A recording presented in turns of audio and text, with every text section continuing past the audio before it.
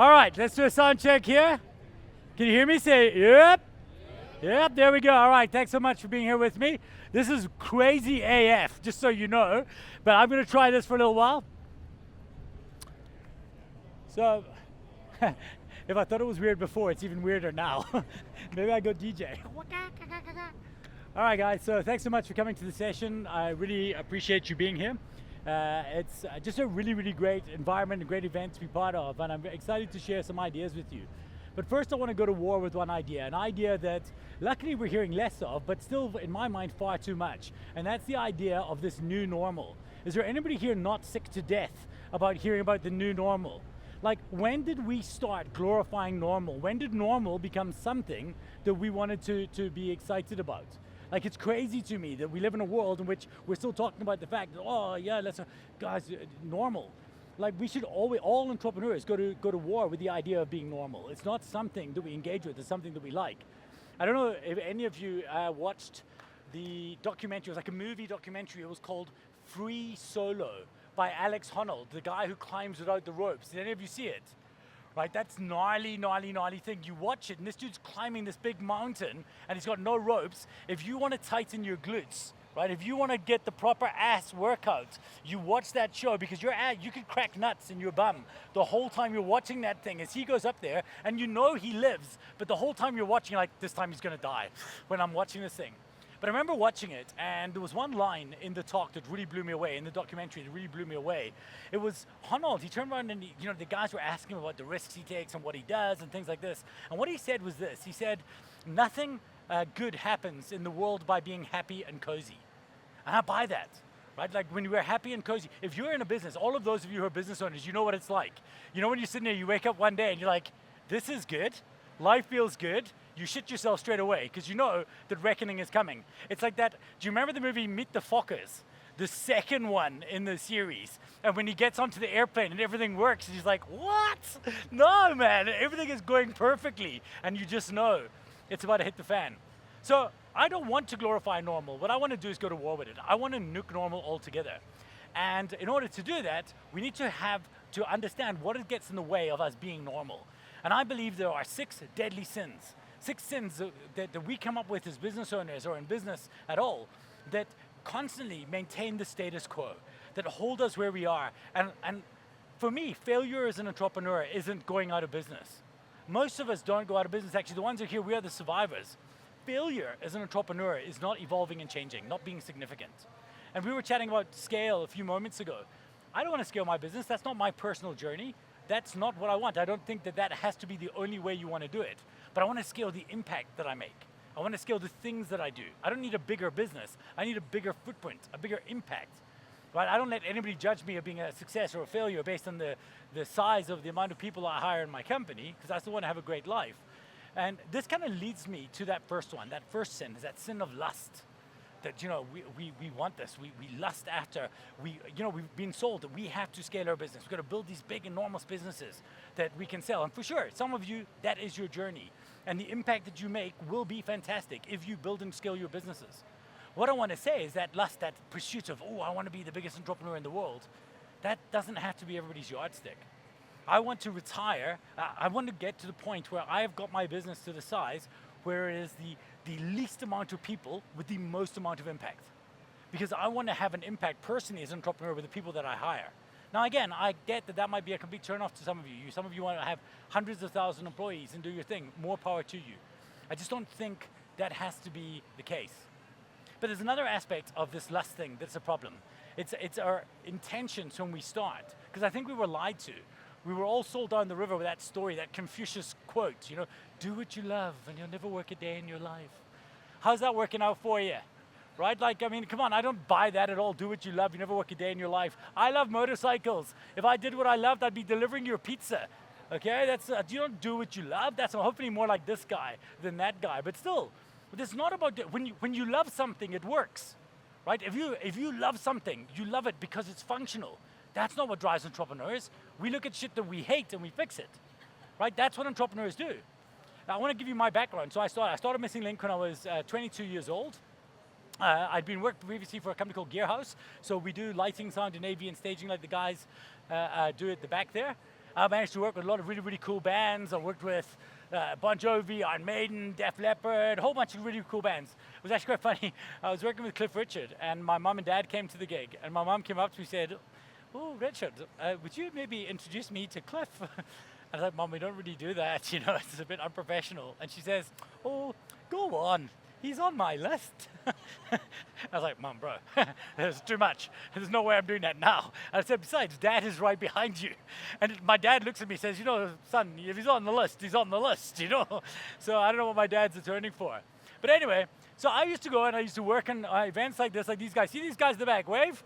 Those guys, this is going to be the one-time thing. Those guys fucking hate you, okay? Because they have to sit there listening to your boring presentations. "Hi, everybody. Thanks so much for being here." Day in, day out. They go home and they cry to their partners.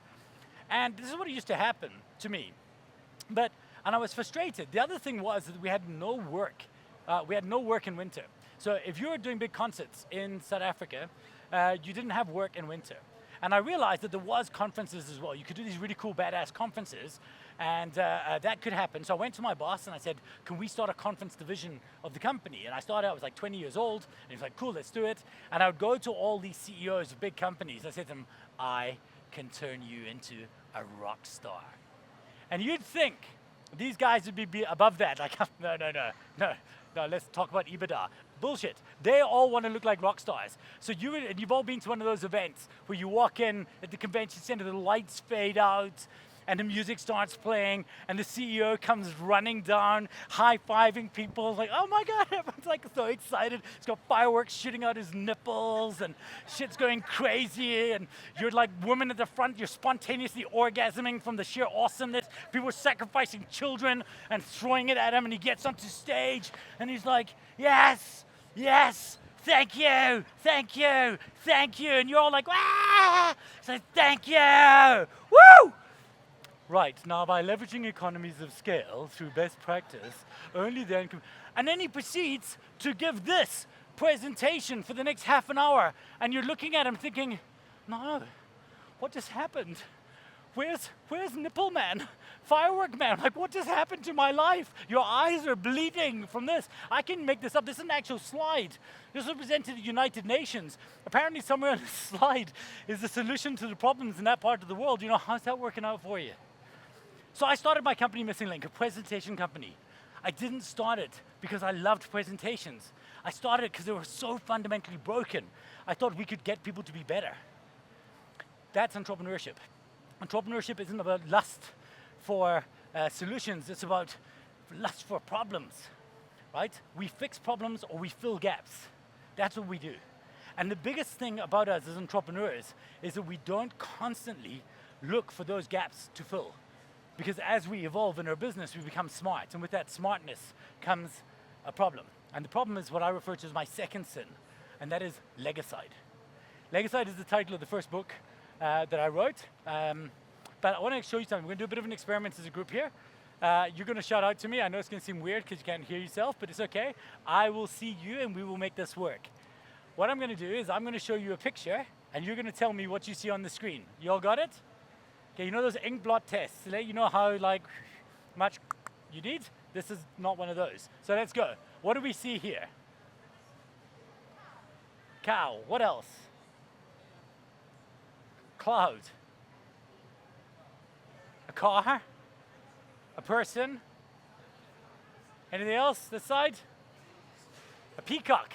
A photo. A what? A vulture. All right, here's the thing. There is only one right answer to this. This isn't one of these ones. If this was one of those sexual frustration tests, you all need to get laid. Okay, luckily it isn't one of those things. This is actually a picture of a cow. Look, let's have a look. There we go. Okay, there's a cow there. Can you see it? Let's go back again. I'll show you back. There we go. No cow. Cow. Okay, let me actually render it a little bit. Bring it into focus for you. There we go. Can you see it now? Can anybody not see the cow? I know one of you is like, "I can't see the cow," right? So for you who's embarrassed and shy, here we go. Woo! Okay. Now we can all see the cow. By the way, I don't know what's going on here. It's like Satan's anus or something. I actually don't know what happened. I was speaking at an event for one of the big banks, and this guy came up to me and says, "Oh, Richard, listen, I don't know what's going on in that slide with the back. Now I'm too scared to touch it because I don't want to mess with whatever juju is going on in that slide." But let's have a look at it again. I'm not going to show you the picture again. Okay, close your eyes 1 second. What do you see? Right. Now you live in a world where you can all see the cow. Here's the problem. 2 minutes ago, none of you could see the cow. You saw peacocks and clouds and all kinds of things. Now you live in a world where it's right there. If I come back a year from now, that's what you see. You can no longer unsee the cow. Guys, this is the entrepreneurial dilemma. Because when we started our business, it was just a blah, it was just a problem. And at some point, we figured it out. At some point, we got the joke. And at that point, we were unable to see anything else again. 26 years I've been running my company, and I keep on realizing, geez, I'm still looking at the cow. I'm looking at the same solution, and it's killing me. I want to tell you a bit of a story that happened to me. So I commute between Joburg and Cape Town I did it for 10 years, every single weekend. Used to bump into Nico on the plane quite a bit. And it was great, except I was a bit worried about my family being safe when I was traveling, and they were based in Cape Town. We were in a secure estate and stuff, but I went and I thought if I could, separate the top half of the house where we're sleeping, and then the other 2 levels, then they're totally going to be okay, then somebody can come in and break in and take the stuff. So I went to that company, the one with the gates, and I said to them, "Guys, can you keep my family safe when they're sleeping? This is my problem." And they're like, "Bro, hold my beer. Of course we can do that. That's what we do." So it's cool. They come, they measure up. I get a quote from them. It was like $5,000. I was like, "Cool, sweet. I got this. Go ahead." About 3 weeks later, I get an SMS, "Mr. Mulholland, thank you so much. Just letting you know your restful night starts tonight." I was like, "Oh, thank you very much." Now, I do believe, I see there are some younger people in this audience,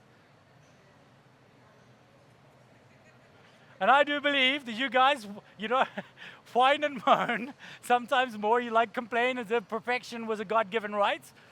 And I don't want to be that guy, I don't want to complain too much, but I will say that this thing did not fully meet my expectations. Now, not being a cat burglar myself, I'm going to go out on a limb here and say that if they manage to get through past the security gates at the front, bypass the dude who patrols with dogs, get around the cameras, get through our garden with the laser beams and stuff like this, bypass the alarm system, break in through the downstairs trolley door, my guess is they're not going to get to the stairs and be like this, and then get there and be like, oh no, what? Dude, respect, I'm getting your neighbors. No, bullshit, they're going to use it like the ladder it is, and they're going to come over. So I take this photograph and I send it to the dude from trolley door. I'm like, "Bro, very simple subject line, 3 letters, W, T, F, exclamation mark, question mark." I never know which one is supposed to come first. Like, what are you going for? Are you going for like, "Hey man, WTF"? Or is it more like, "WTF"?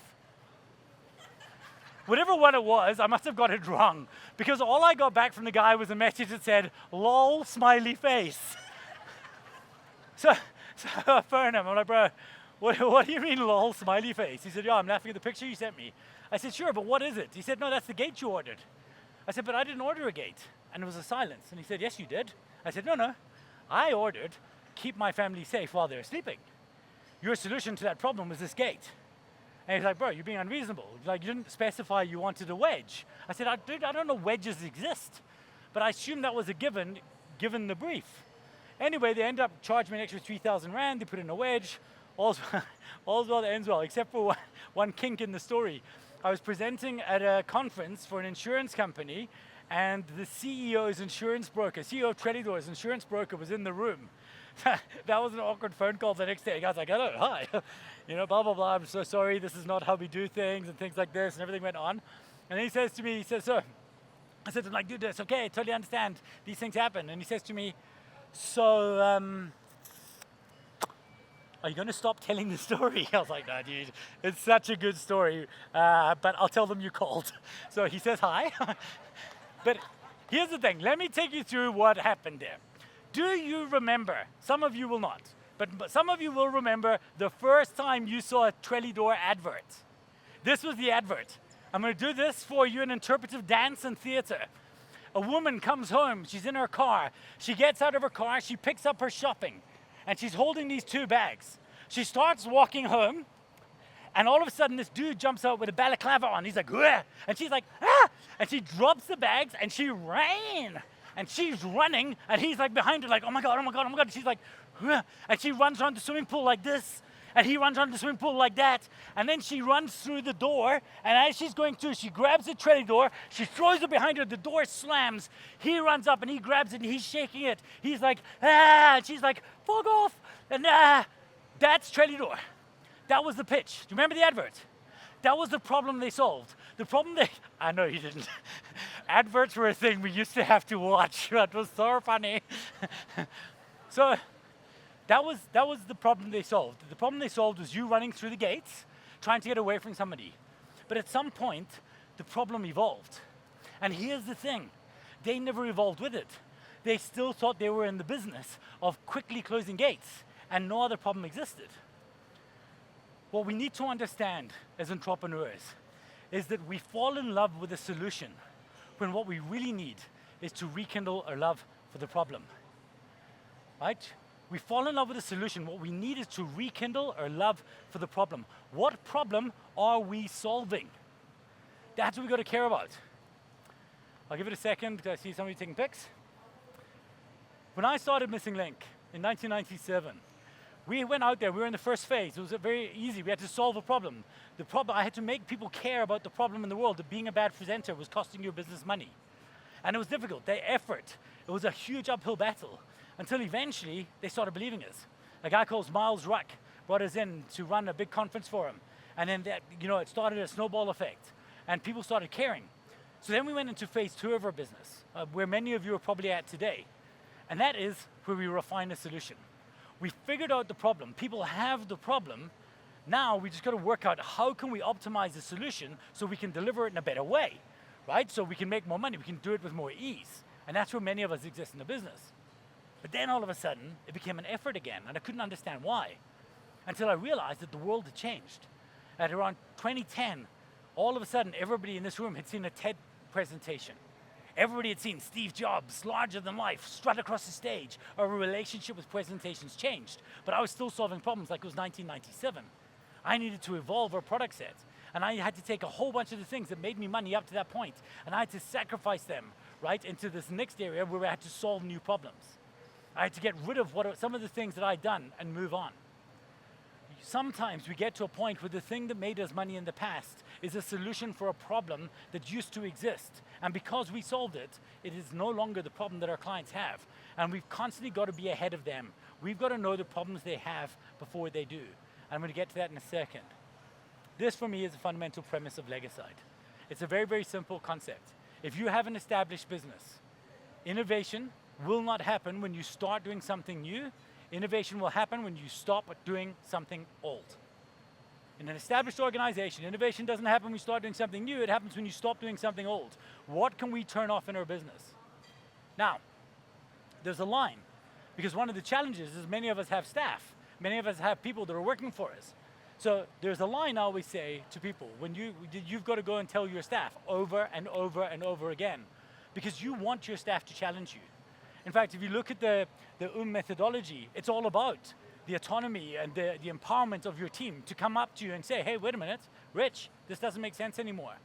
But they don't want to say to you, you were wrong. But actually, they're not saying that. I've taught my staff this line, and I've said to them, guys, you can challenge me on this anytime. You just come up to me and say, Rich, I'm not saying you were wrong, I'm saying you're no longer right. That software you put in our business last year, it was right. That change you made in our business over COVID, it was right. It's no longer right. Right? It wasn't wrong, it's no longer right. And with that line, your team all of a sudden have the ability to come up to you and say to you, this no longer makes sense. This is a new problem we're solving, and this is how we can change it. I'm going to share with you now a framework that I want you to take back and look at your business. It could be a process you're running in your business. It could be a product or a service that you offer. This is going to build, and at the end, it's going to give you a framework, and in the workbooks I've been challenging around this. I want you to look at maybe your business as a whole, or any one process, product, service in your company, and I want you to ask a question. And the question I want you to ask is, what problem were we solving? When we put this in place, what problem were we solving? You write that down. The next thing you do is then you say, okay, does this still exist? Now we have one of our businesses called 21 Tanks is an innovation lab. I cannot tell you how many times we've got to, does it still exist? And the answer is no. And they're like, stop doing it. If the problem that your solution was solving no longer exists, stop doing it. It doesn't exist anymore. But then sometimes they say, no, it still exists. I say, cool, okay. Then is the way we solve it still the best way? And the easy one around that is to say, if I was leaving this business, even if it's my own, and starting a competitive company tomorrow, is the way I would solve it there still the way I solve it here, the way I would solve it there? If the answer is no, find a better way. If the answer is yes, high five. I want you to get your teams. If you have teams in your business, I want you to ask them to take you through those problems in their business and have a look. Are we a cure for no disease? Are we solving meaningful problems in our business? And if we are, great. If we're not, let's get back to that. Because again, we're entrepreneurs. We fix problems and we fill gaps. This brings me to my next one, and that is pride. I've got 3 letters tattooed on my arm. I'm not going to tell you what they are, but the last word is pride. The second word is your. We've got the first one. I actually said to the tattoo artist, hey, would you do me a favor? And he was like, I'm not going to put that on your skin. I was like, well, you can. And I had to remind myself, because one of the biggest things is we don't ask for help. It's amazing to me. As entrepreneurs, when we start, when I was 22, when I started the business, I had this amazing thing, this amazing superpower, delusional self-belief. Delusional self-belief. It was amazing. Aren't a lot of you fueled on that at least some stage in your business career? Like, I believe in this thing. At some point, though, it wears out and it wears off. And for me, in fact, I actually more support mentorship, not when you're in the first 5 years of your business, but I support mentorship more when you're in your 15th year of your business. Because in the first 5 years, mentors will start telling you what they did when they were your age or what they're doing now. Work-life balance. No, work till your eyes bleed. Don't believe mentors, they're too far removed from the movie. Right? Yes, I absolutely have coaches and things and professionals who you're paying for advice. But when you get to, when I was like 10, 15 years in business, and when I started to realize, oh, actually I don't know nearly as much as I thought I did. My pride was too embarrassed to ask for help. And it took me a while to figure that out, that that's what I had to do. So that's the first part of it. The second part of pride is in the way that we represent ourselves and our clients. You know, everybody talks about storytelling all the time. And they always say to you, you know, you just got to stand up there and tell your story and get onto stage and tell your story. And the problem with that is that nobody cares about your story. Often, if you're doing a sales meeting or a pitch, right, and you're getting in front of a client and you're pitching your business, they don't care about your story. But we want to tell it. So it's a problem. I wrote, my third book is called Here Be Dragons. And I went to my business partner, I asked him to write the foreword for the book. And this was a great idea because he's a really good writer, except for one little detail. The first 2 lines of the foreword are without a doubt the best 2 lines in the entire book. That's not something you ever want to have. And the first 2 lines in the foreword by Don was this. He said, there are 2 kinds of stories in sales, yours and those that matter. We get so caught up telling our story that we forget that our job isn't to tell the story, it's something else. This is a fundamental premise of Here Be Dragons. You see, Here Be Dragons talks about the idea that we don't have to tell our story to our customers. We have to sell our customers a story in which we play a part.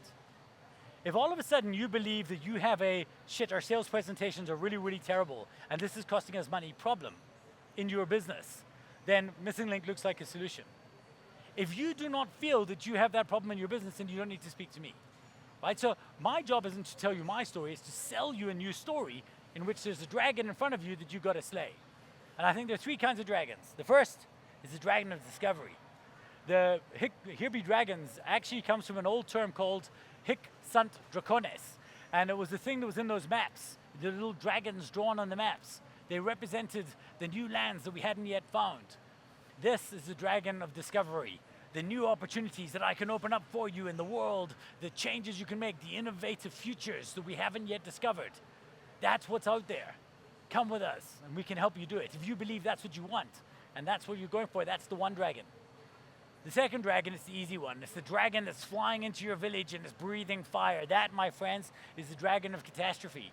If you sell insurance, if you sold Y2K software, if you sold Zoom during 2020, The problem you're solving for is the dragon of catastrophe. If you do not have this thing, if you do not solve for this, you will go out of business. It's a good place to be, but actually, I found it to be the least relevant dragon to most industries. The most relevant dragon I found to most industries is a different one. That is the dragon of opportunity. That is the dragon, the sleeping dragon that's sleeping in front of a cave. It's lying between a cave of you and treasure. There is something beautiful behind that big sleeping dragon, and you really, really want it. The problem is, you can't get past it. What if I could offer you this amazing thing? And with this thing, you'll be able to get past that dragon. If you believe that there's a treasure there, there's something there that you want, and you can get your customers to believe that there's something there that they need to have or they need to solve for, that they want, and they believe that you hold the weapon to help them get past that dragon, then you win. This is what we want to get to. But it's not what people have taught us to do. It's not how people have taught us to sell. If any of you have been ever in your life on a sales training course, you'll all have heard a variation of this line, right? Don't sell features, sell benefits. Have you heard that? I'm calling bullshit. Features and benefits. Let's say I own this business here, Richard's Ambulance Services, and I want to sell you a ride in my ambulance. I could sell you the features, it's got like squeals, it's got like a flashing lights, it's got like go faster stripes, everything. $5,000, you can get it right. Anybody? Any takers? No? Okay. Shit. Okay, well, it's okay. Let me try the benefits. The benefits are, if you do need to, I can get, because of those flashing lights, I can get you to the hospital quickly. We have a relationship with the top hospitals in the country. We have one of those defibrillator machines, so if your heart stops, cardiac arrest, boom. It's my life goal to use one of those just once. Not on anybody I know, but I do want to use one. But even now, yeah, guys, 2,000 Rand. Anybody want to go? This is the problem. You don't sell the ambulance, you sell the accident. If you sell the accident, the ambulance will sell itself, right? But we are constantly talking about the ambulance, our ambulance, that thing that we sell, and it's a problem. All we have to do is to give them a view of that accident that exists, that problem we can solve, that dragon we can slay, and we win. One other little caveat in this thing I want you to be aware of is be very, very careful about selling the category. If you sell photocopiers for a living, color photocopiers, don't sell that they have a black and white problem, because anybody else who sells color photocopiers, they can also sell that. You need to exist on the intersection of printing and something else that makes you special. There needs to be that point, that intersection. That is your UPS, your unique problem that only you can solve. The unique dragon that only you can slay. And when your customers are looking for you, they're looking for that intersection. And if you cannot think about what the intersection is for us, our intersection is, we are on the intersection of this, if we can't figure that out, there's going to be a problem. So, let's talk about the next sin we have. The next sin we have is greed. And greed's a tricky one. I want to do like two kind of plays on this thing. The one is quite obvious, and something I realized quite a lot in my business. You see, I had many, many different businesses, and I wanted to own them all. And in fact, one of the more recent companies we started is called the Sales Department. It was an outsourced fractional sales management company. And I brought in this guy from a really, really big corporate company to run it.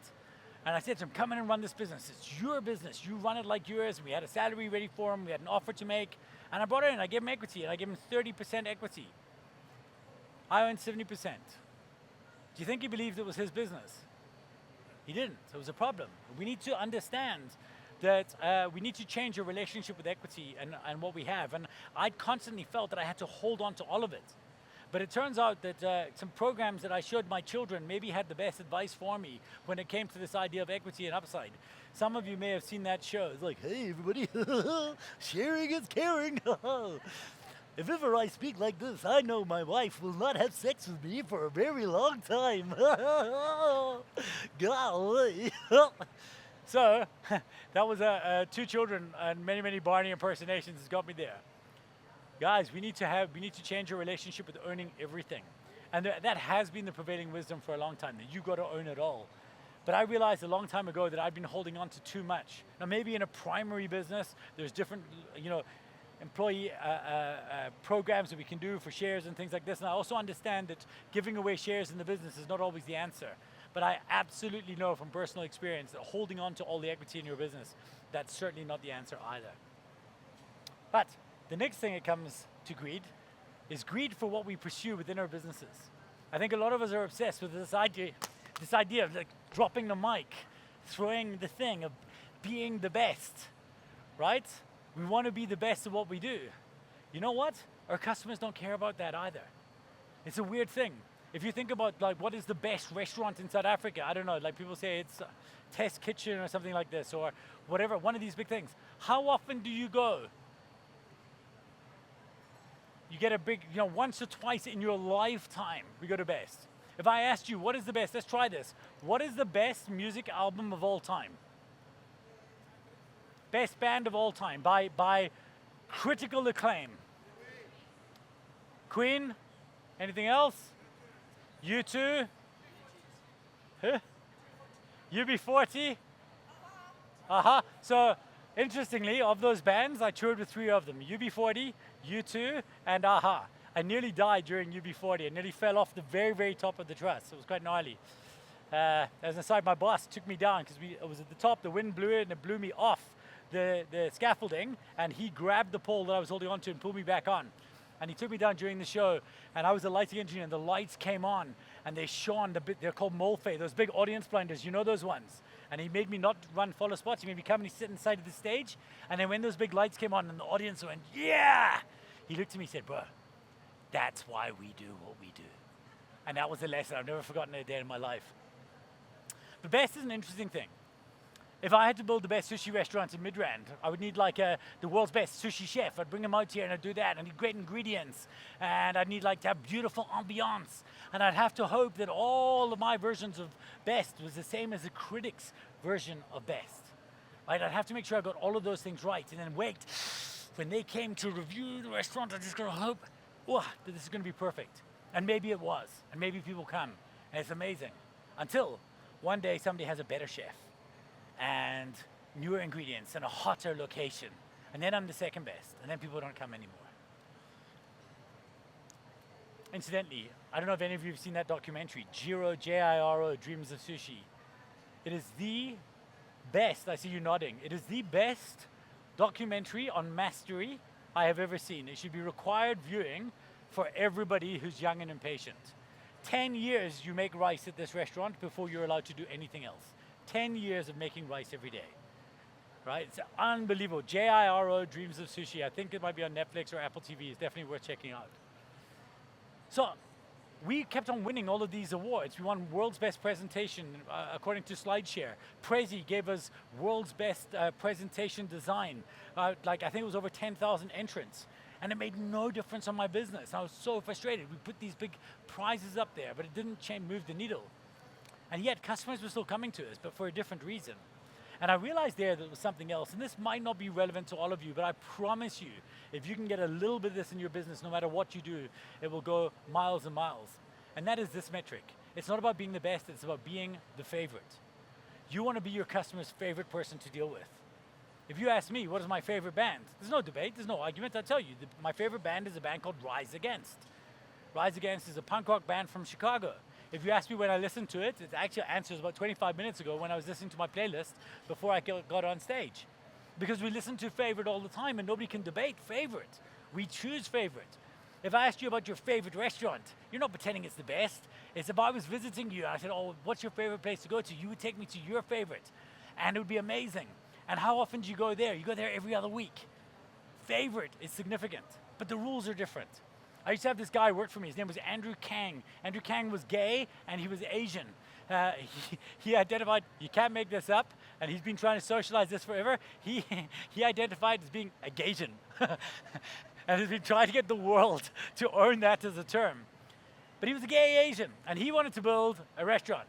And we used to sit there and we brainstormed it once at the office. So his goal was he wanted to go to war with sushi restaurants. He felt they were boring. And so he wanted to build this place called Kang's Kitchen. And when you walk into Kang's Kitchen, he's going to have this guy. Basically, he doesn't know who he is, but he wants Mr. Chow from The Hangover to meet you at the door, like, hey, hey, hit you on the bum. You walk in there. Then when you get there and you sit down, he's going to get that Japanese, he actually now lives in Japan, incidentally, get that Japanese kind of lady come up to you in the kilt and the thing, and she'd be like, konnichiwa, how are you? What can I get for you? And you'll be like, anything. Literally, I'll eat anything right now.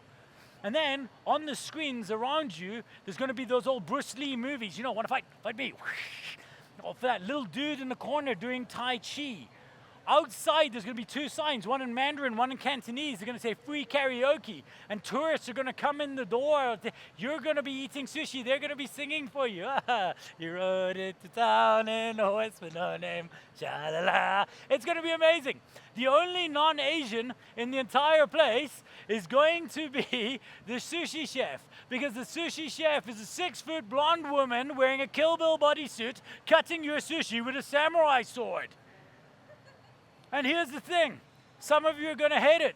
Some of you are never going to go to Kang's Kitchen. Some of you are going to think it's the worst sushi you've ever had in your life. He doesn't care, because some of you are going to love it. Some of you are going to want that maple syrup, bloody wrapped sushi fusion invention that he's done, and it's going to be your favorite restaurant. You're going to go there every week. And here's the deal. If you want to be somebody's favorite something, you need to be willing to be somebody else's worst. And so few of us are willing to do that. We play it safe, right? Guys, the people in the market for boring are spoiled for choice. Right? Playing it safe is not a strategy. Playing it safe is down the middle. That's not what we got into business for. I believe that every single business needs to be in this mission of being somebody's favorite. You can start with your staff. Be the favorite company that your staff have ever worked for. And then be the favorite meeting that your clients are having.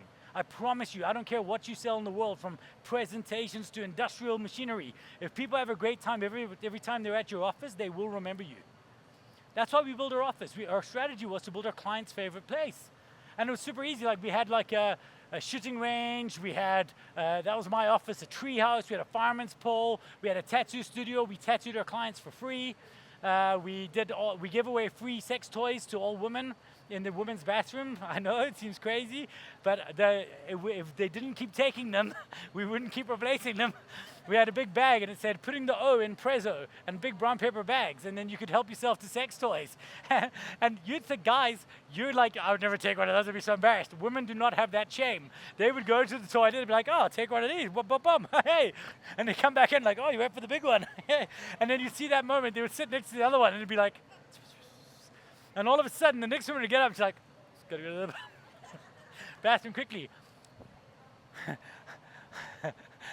We gave so many of our clients a good time that they would always come back. And you might say that's what we sell to banks and insurance companies. But the thing is, our rule is that the meeting you have at Missing Link must be worthy of a conversation at the dinner table. If you go back to the office and talk about it, failure. You have to go home and say, I had a meeting with the most interesting company today. And you know why we want that to happen? Because it turns out that their partners work for a different company usually. And that's how we spread. Here's the realization for me, guys. Favorite trumps best. We've got to figure out how we can unlock favorite in our business. But the only way we do that is we've got to change our mindset. And the next thing I want to go to war with is this idea of pessimism. This one bothers me. I hear people complaining a lot. And when I'm a member of EO Entrepreneurs Organization, and when I hear entrepreneurs complain, I'm like, guys, unacceptable. Unacceptable. We owe it to ourselves to have a bias to optimism. But then, we're constantly sold these different futures. This one idea we were sold of this utopia, that the world will be this perfect place, and it's going to be magnificent, and we're all going to, we were promised jetpacks, and we're going to live in this world. But of course, that's not what the future looks like. It looks more like this when you think about it. So people become pessimistic. But it's a problem. It doesn't make sense. Now, I'm going to show you a short little video that I think sums up to the world today. I'll hear as well, if it works. But this is the problem with the world today. This is Louis C.K., and he's on the Conan O'Brien show. Check this out. Everything is amazing right now, and nobody's happy. Like, in my lifetime, the changes in the world have been incredible. It was ridiculous. Yes. Do you feel that we now in the 21st century, we take technology for granted. Well, yeah, because now we live in an amazing, amazing world, and it's wasted on the crappiest generation of just spoiled idiots that don't care, because this is what people are like now. They got their phone, and they're like, it won't. Give it a second. It's going to space. Can you give it a second to get back from space? Is the speed of light too slow? Yeah.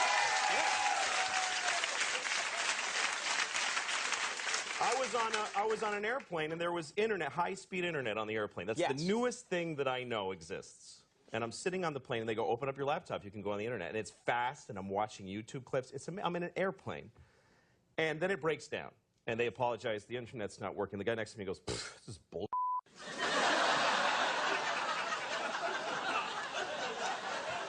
Like, how quickly the world owes him something. Yes. He knew existed only 10 seconds ago. Right. This is the world we live in right now. Everything's amazing and nobody's happy.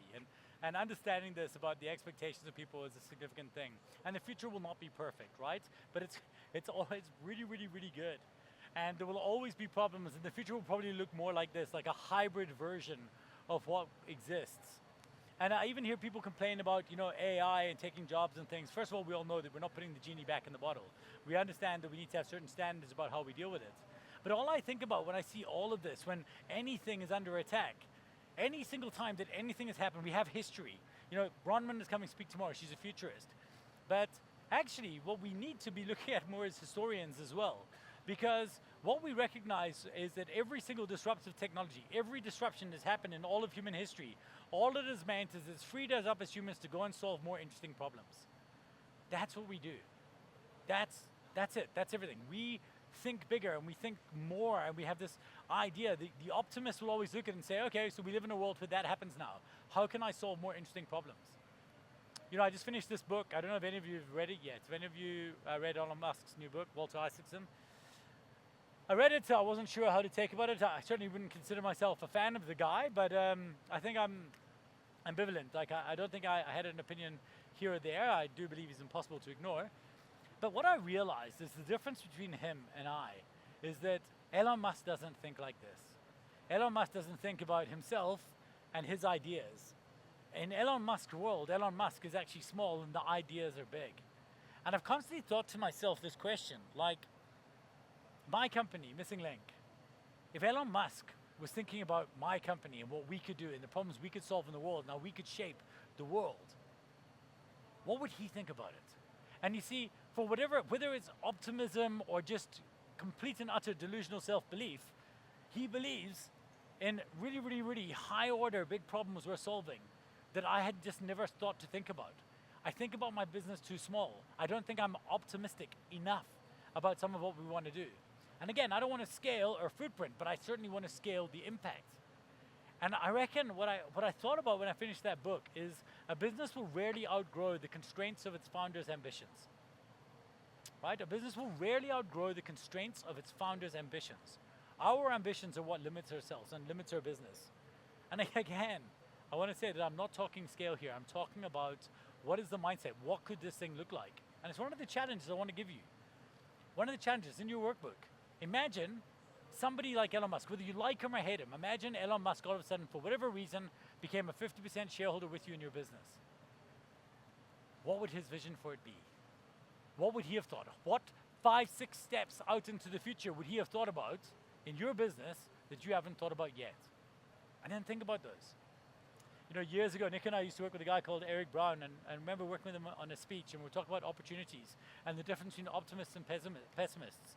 And the difference is, and it's a very, very, very subtle difference, is that the pessimist always says that there are opportunities are nowhere. Like, work is hard, the economy's gone down, and things like this.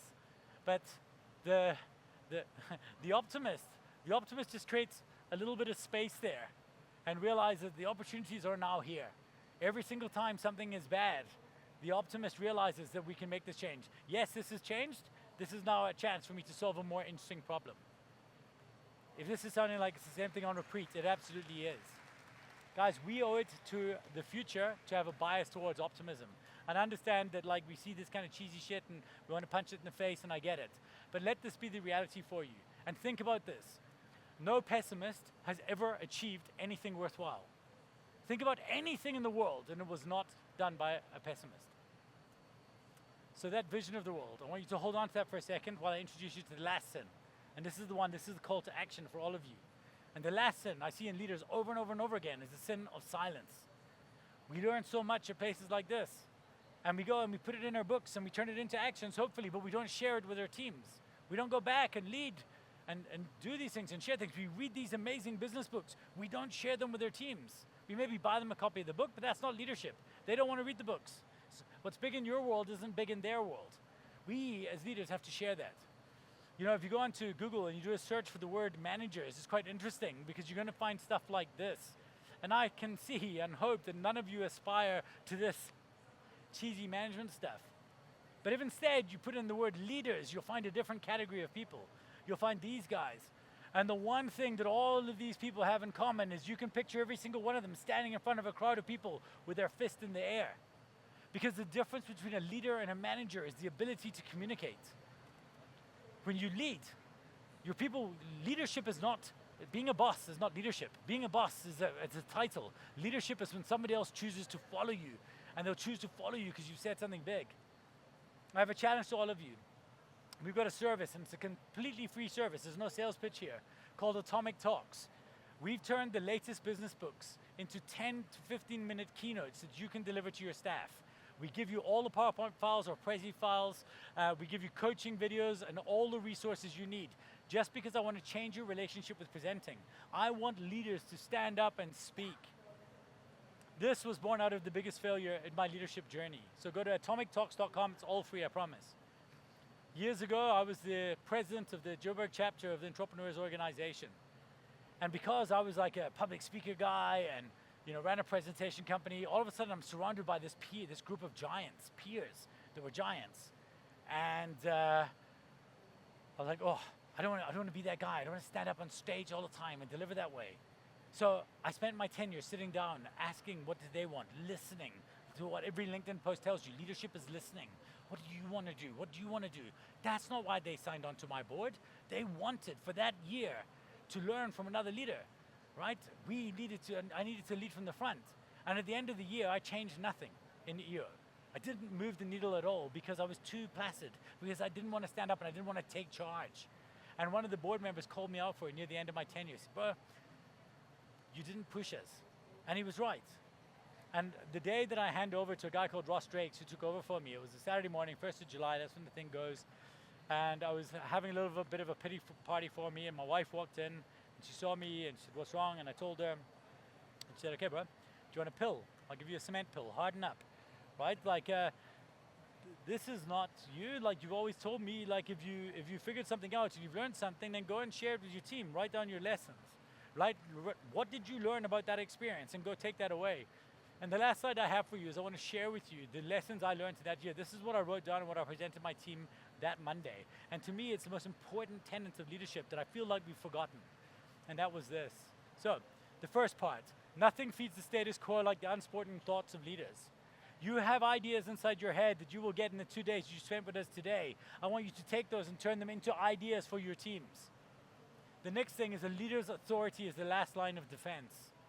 Right? When we need to tell people that we are in charge, we are not. The beautiful thing about EO is you can lead without authority. That is getting people to choose to follow you. That is not a command. For great leaders, loneliness is a choice, not an inevitability. People keep on telling us, oh, it's lonely at the top. Leadership is lonely.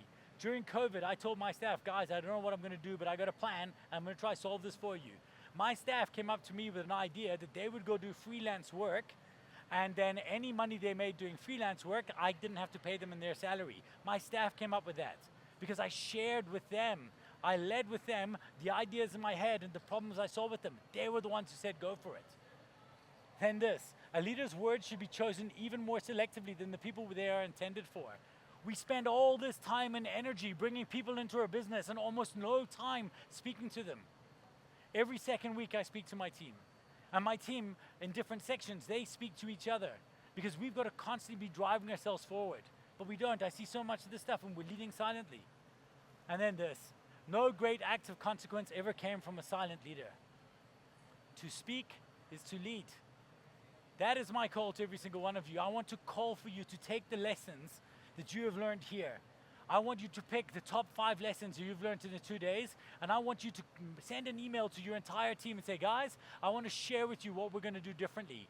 I didn't leave the office for 2 days for nothing. I left it for 2 days to fill up, to fuel ourselves for the next step in our business. If you do that and you ignite that fire, you'll be leaders. So, what are the sins? And let's leave you with that. It is these 6. First, we've got to fall in hate with something. Never forget the problem you want to fall in hate with. Next, remember to fall in love with problems. That's the main thing that matters. It's not about your story, it's about selling them a story in which they need you. Be somebody's favorite. Always have a bias for optimism. And last but not least, ladies and gentlemen, go out there and lead loud. I'm Richard Mulholland. It has been wonderful speaking to you today. Thanks so much. If there are any questions, you're welcome to come here and chat or just shout. But if you want to ask them, you'd have to go there for people to hear. Otherwise, if you want to run and pee and grab some water, you're also more than welcome. I will not be offended. Are we good? Class dismissed.